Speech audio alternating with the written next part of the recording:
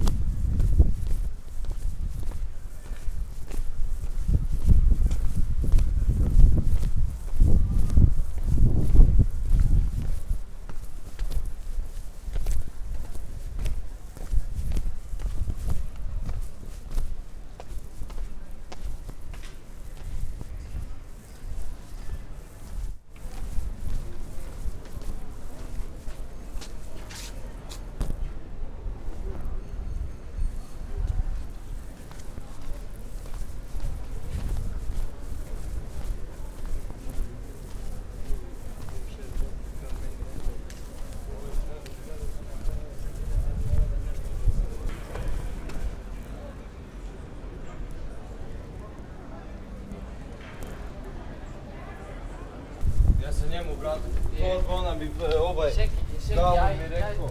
še pričam.